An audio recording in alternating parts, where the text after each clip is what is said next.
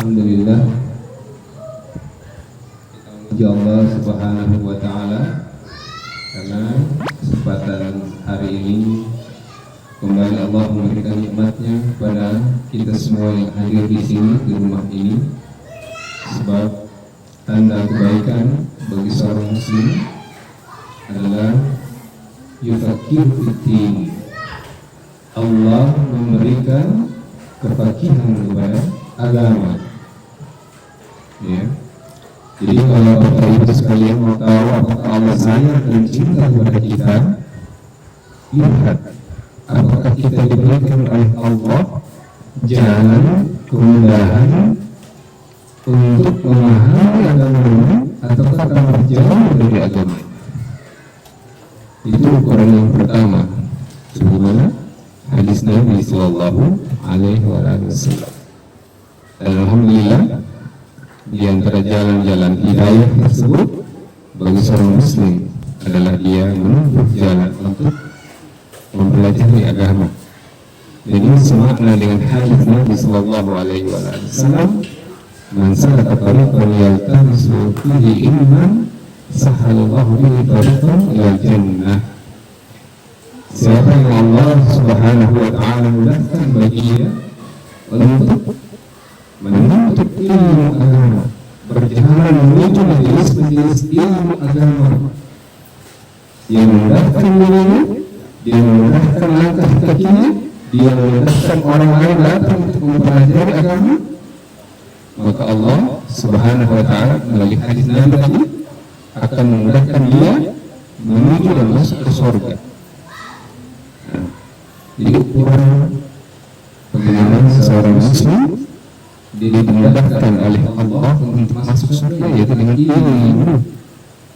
Jadi kita jelaskan beberapa kali di pertemuan sebelumnya, ini Bapak Ibu sekalian, untuk masuk surga, mendapatkan keridhaan Allah, mendapatkan ampunan Allah, mendapatkan mahabbah cinta Allah Subhanahu wa Ta'ala, tidak bisa dengan cara lain, Pak, illa bil ilmi, kecuali dengan ilmu yang bagaimana?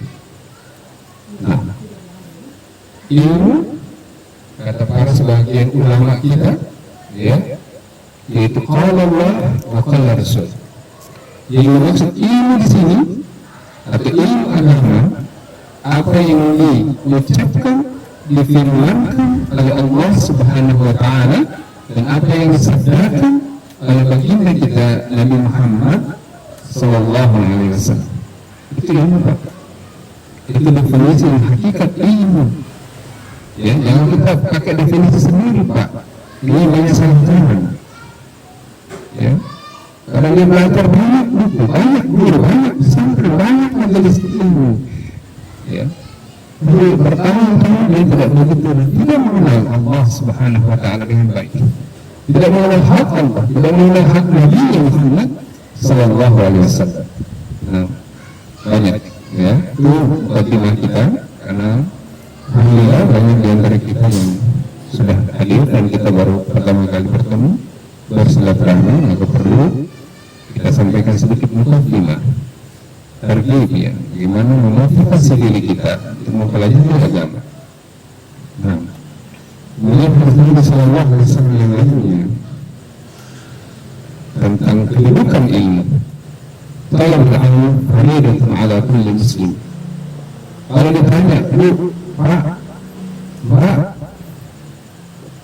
mempelajari agama itu hukumnya apa?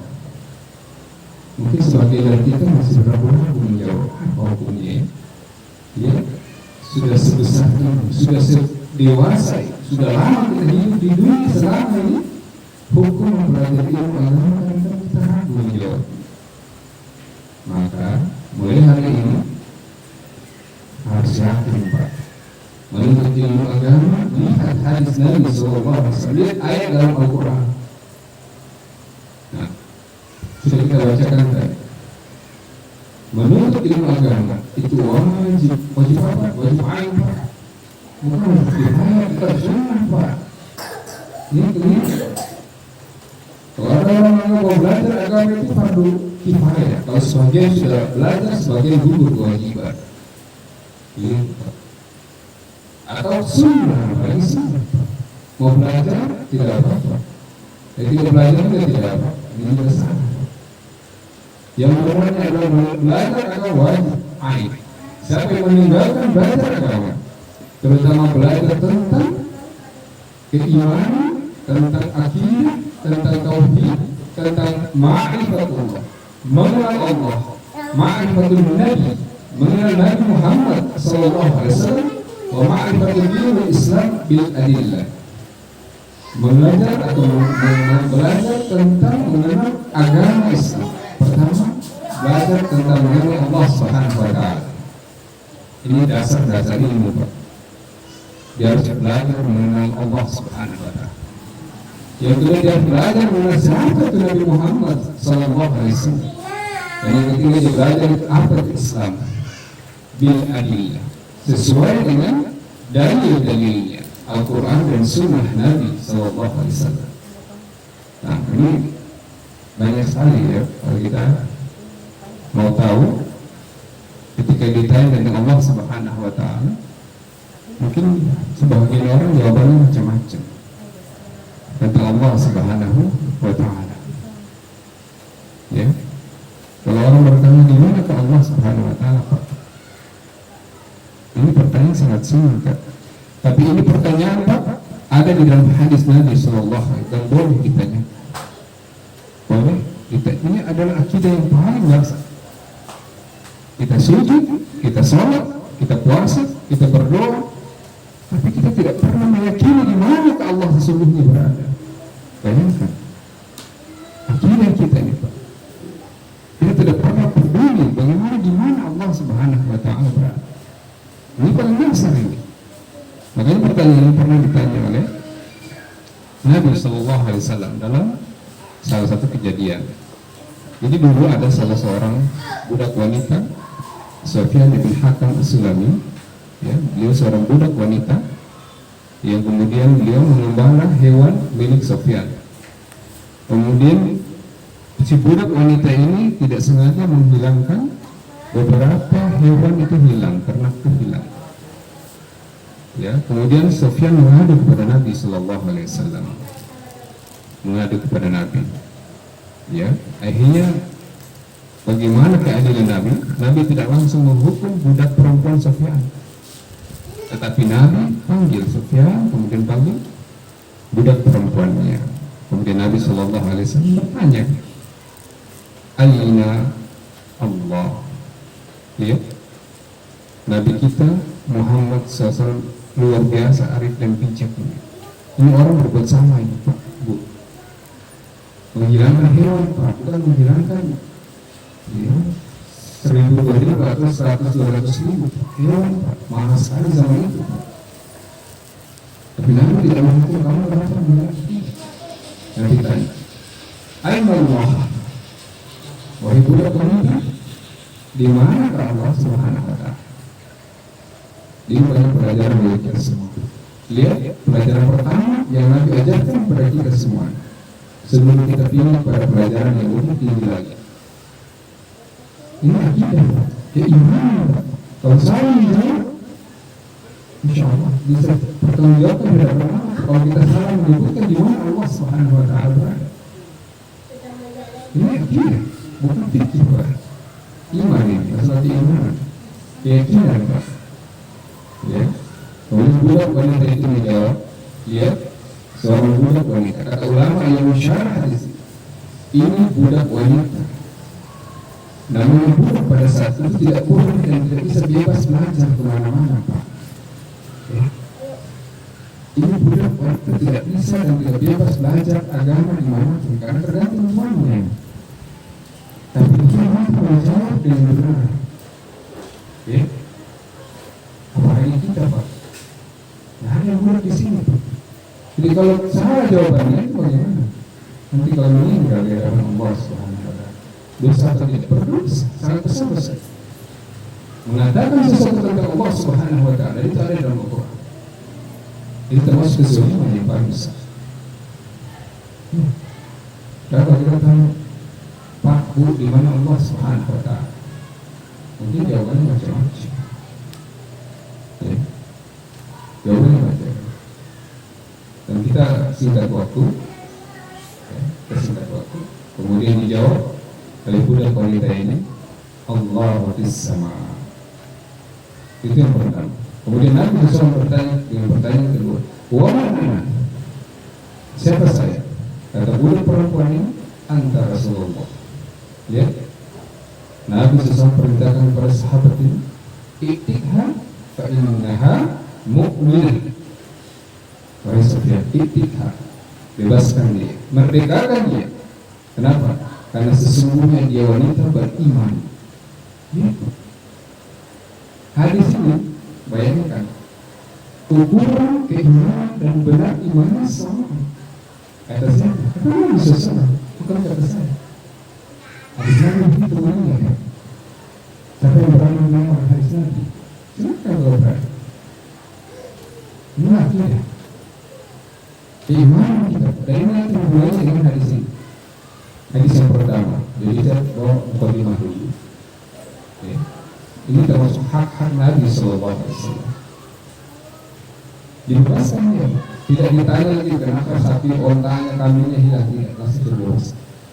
Dia itu wanita beriman, bebaskan. Ini menunjukkan bahwa keimanan seorang muslim, seorang wanita itu lebih mahal daripada hewan, Pak. Nah, ya.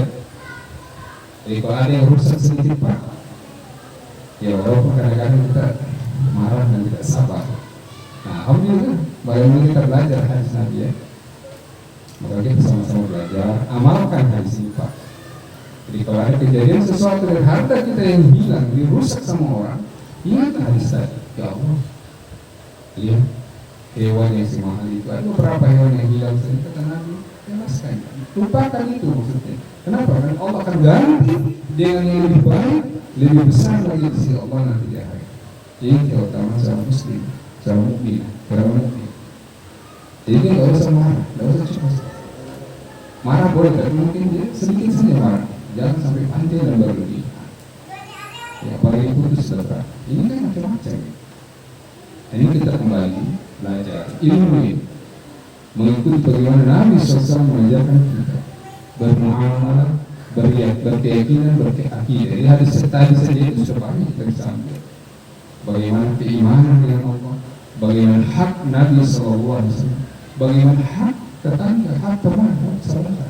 Ada semua dalam satu hadis, satu kejadian. Nah, ini bagus. Dalam kalimat, ya, dan banyak sekali dalil-dalil tentang bagaimana dan kedudukan Allah Subhanahu wa Ta'ala di atas arsy. Ya, yes. Paling sederhana ketika kita berdoa kepada Allah Subhanahu wa Ta'ala. Maka kita kalau kita semua pasti ke atas, Pak. Tidak ada yang kemana-mana, Pak. Ya, ke atas, Pak. Sampai banyak wanita ke kiri dan kanan. Ini menunjukkan kata Allah kita tuh masih lurus. Secara kita saja kita mengakui apa di atas langit, Pak. Bahkan orang Islam itu mereka tahu Allah di atas langit. Lalu kenapa orang Muslim mengatakan Allah di mana-mana? Allah dalam hati saya, di mana bisa? Saya mengakui Isa itu diangkat ke langit ketemu dengan Tuhan Allah atau Tuhan Bapa. Karena bisa ketemu Tuhan Anak, ya. Ya. Jadi mereka punya tiga, kan? Mereka sudah yakin karena mereka tahu bahwa mereka mempersebutkan Allah dengan Nabi Allah Isa alaihissalam. Ini masalah biasa, jangan bersalah. Ini kira kita ini. Perintah salat, di mana namanya perintah salat, Pak? Di atas langit, di atas langit ketujuh ada Sidratul Muntaha. Berjumpa Allah di sana, Pak. Kita mau mengingkari kejadian Israel dan karena kita rayakan setiap tahun. Kita ini. Lihat ya. Jangan bersama. Ini Pak. Ini keyakinan kita, Pak. Gak boleh diganti, Pak. Gak boleh dua keyakinan, Pak. Ada masalah di mana Allah Subhanahu wa Ta'ala. Tidak boleh. Ya. Di mana Allah Nabi SAW menerima perintah salat. Semua orang pasti melihat dari sana. Tidak ada yang di mana-mana. Siapa yang berani di mana-mana itu bahaya. Mau dibilang apa sih? Bahkan orang musyrik saja mengakui sholat di atas kami dalam semalam. Makanya saat itu banyak yang menginginkan perjalanan Isra Mi'raj tadi. Itu menunjukkan Allah di atas kami, Pak. Cuma kenapa disebutkan langit ketujuh? Jadi ini hikmahnya, Pak. Kalau kita baca tafsir, bukan berarti Allah tidak mampu membuat langit 100 langit, Pak. Bukan begitu. Itu hanya hikmah. Apakah Allah tidak mampu membuat lebih dari banyak? Bukan. Itu hikmah. Karena akal manusia itu biar dia mudah memahami, itu namanya tertidur. Dalam gaya tafsir itu namanya agar hamba itu bisa memahami kekuasaan Allah, bisa masuk akalnya. Ya, kalau tidak masuk akal, itu tidak hikmah namanya. Itu tidak hikmah. Makanya disebut langit ketujuh. Kenapa cuma sampai ketujuh? Kenapa tidak ke-8? Sangat mudah bagi Allah. Caranya Allah menyebutkan langit ke 1 juta, kira-kira berapa nggak pusing? Langit ke 100 juta, apa nggak pusing kita? Itu bagaimana? Makanya disingkat oleh Allah langit ketujuh, biar mudah kita memahami. Itu hikmah. Ya. Kalau Allah kita selalu berkala bertempat, bukan Allah bertempat. Allah memberikan alamat itu, tempat itu supaya kita mudah memahami, supaya kita mentakwilkan, mentafsirkan macam-macam tentang Allah Subhanahu wa Ta'ala. Karena ini berbahaya. Ini keimanan. Tidak boleh orang berbeda dalam hal keimanan. Makanya disebutkan saja seperti itu. Ya. Dan disebutkan juga oleh Imam Malik rahimahullah ta'ala. Ya. Imam Malik pemimpin tokoh pendiri mazhab Malikiyah. Itu masyhur ya di kalangan para ulama kita. Ya. Seperti bahkan Imam Syafi'i seperti itu semua tidak. Ya. Itu semua berakidah Syafi'iyah. Maka sudah seharusnya kita lihat bagaimana keimanan Imam Syafi'i tentang hal tersebut. Ini terkait dengan pertimbangan kita tentang keimanan kepada Allah Subhanahu wa Ta'ala. Sebab nanti ada hadis-hadis yang terkait dengan masalah tersebut. Baik, kita langsung lompat pada hadis yang pertama. Bismillahirrahmanirrahim. Amirul Mukminin Abi Hafsin Umar bin Khattab radhiyallahu ta'ala anhu qala sami'tu Rasulullah sallallahu alaihi wasallam yaqul innamal a'malu binniyati wa innamal kullu imrin ma nawa faman kana hijratuhu ila Allah wa rasulih fa hijratuhu ila Allah wa rasulih wa man kana hijratuhu ila dunya yusibuha fa hijratuhu ila ma hajara ilaih. Hadis ini, Pak, ini hadis hampir semua kitab fikih, termasuk juga kitab Sahih Bukhari, meletakkan hadis ini yang paling pertama. Ya. Kenapa hadis ini yang paling pertama? Karena niat ini, Pak, luar biasa. Ini termasuk usul dia, pokok agama. Ini pokok pondasi agama. Dia tidak mengerti hadis ini, dia tidak tahu memposisikan, mengilmui hadis ini, nanti ibadahnya jadi kacau, berantakan. Ya, singkatnya adalah artinya. Kata Nabi Sallallahu Alaihi Wasallam dalam hadis Umar bin Khattab radhiyallahu ta'ala anhu, bahwasanya Nabi Sallallahu Alaihi Wasallam bersabda sesungguhnya setiap jenis amalan, lihat, al-amal, semua jenis amalan apa saja, mau besar yang mau kecil, ibadah sunnah yang wajib, apalagi